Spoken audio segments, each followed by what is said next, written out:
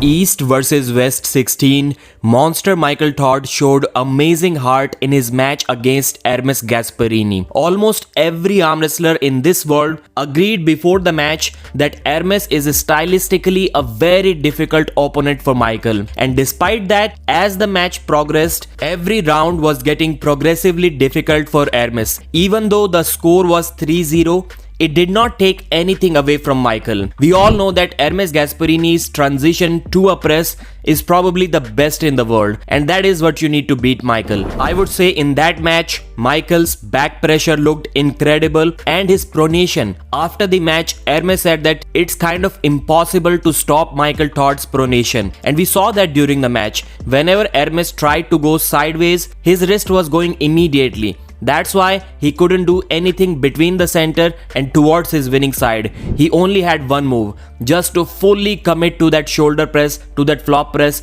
right from the center. And now just think about it. Who else can fully commit to a flop press right from the center when the match stops? I don't think anyone can do that. We're talking about something similar to DEVON vs LeVan round 1, the thing that LeVan did. And that too against the best flop press defense in the world that Michael Todd has. That's why I think that despite losing this match, Michael is still in a pretty good spot. There are not many people who can beat him.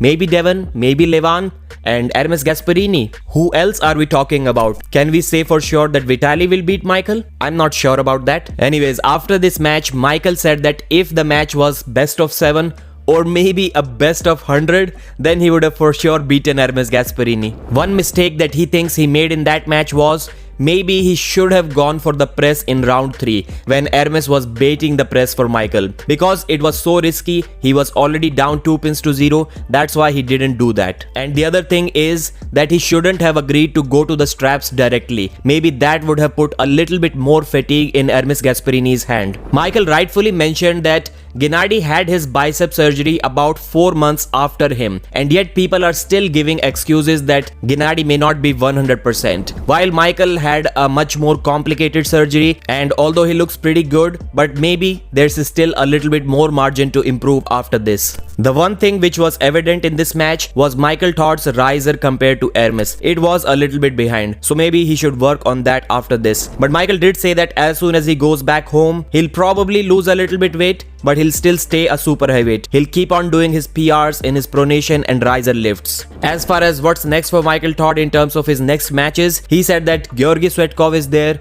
KURDECHA is there, and MOROZOV is there. I would say that if he wins either one of these 3 matches, then let the progression continue. Go for VITALY LALETIN after that, if VITALY loses to LeVan until then. Then if he beats VITALY too, then aim for the top spot one more time. But if he fails here, someplace, then maybe cutting down to 115 kilos every now and then won't be a bad choice. I think Michael can easily do that. That's it for this video. Thanks for watching, and I'll see you again.